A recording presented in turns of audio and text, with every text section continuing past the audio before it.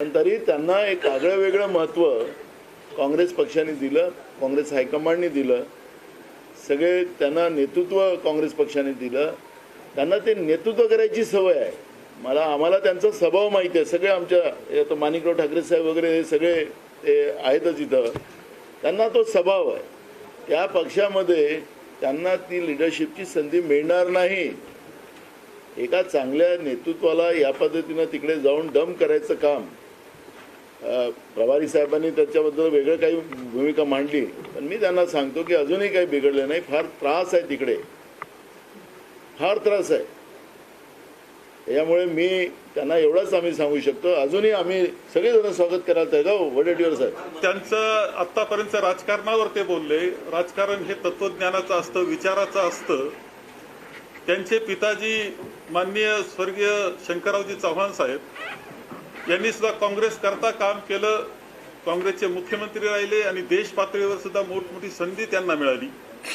त्यानंतर त्यांचे चिरंजीव म्हणून यांना सुद्धा खूप संधी ही काँग्रेसनं दिलेली आहे. मुख्यमंत्री म्हणून राहिले, मंत्री म्हणून राहिले, प्रदेशाध्यक्ष म्हणून राहिले. ह्या सगळ्यानंतर आतापर्यंत जी भाषणं झाली ती विचाराची भाषणं करीत होते, तत्वज्ञानाची भाषणं करीत होते. आता काँग्रेसच्या तत्वज्ञानामध्ये कोणता असा दोष निर्माण झाला की त्यांनी काँग्रेस सोडावी? खरं यामध्ये त्यांच्यावर कोणता दबाव होता, कोणतं कंपल्शन त्यांना झालं होतं, काय कारण होतं की त्यांनी काँग्रेस सोडावं? याचा अर्थ एक तर ते कोणत्या तरी दबावाखाली गेले किंवा कोणत्या तरी स्वार्थासाठी म्हणून त्यांनी काँग्रेस पक्ष सोडला आणि भारतीय जनता पक्षाकडे ते गेलेले आहेत दिसत आहे. मला एक माहिती आहे की अलीकडच्या कालखंडामध्ये जे घडतं आहे, ज्या पद्धतीचं राज्य सरकार बनलं त्याला खोके सरकार म्हटलं जातं.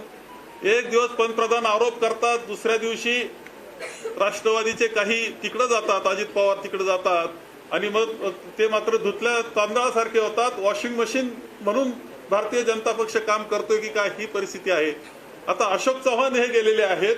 यामध्ये एकतर त्यांच्यावर कोणता तरी दबाव आहे किंवा स्वार्थ तरी आहे, त्याशिवाय हे जाऊ शकत नाही, ही वस्तुस्थिती आहे. अशी लोक जातात म्हणजे काही पक्षाला जनतेचा काय विचार आहे लक्षात घेतलं पाहिजे. जनता ही काँग्रेस बरोबर आहे. मरामध्ये राम मंदिराचा विचार, मैं साहब को यही बताना चाहूंगा हिंदी में, साहब राम मंदिर से सब जनता साथ में नहीं जाती, या भूल कर रहे हो. राहिला विषय शेतकरी संकटात आहे, सोयाबीनला भाव नाही, कापसाला भाव नाही, आत्महत्येमध्ये महाराष्ट्र प्रगतीपथावर आहे. अशा वेळेस स्वतःच्या पायावर धोंडा मारून घेण्यासाठी घेतलेला हा निर्णय आहे.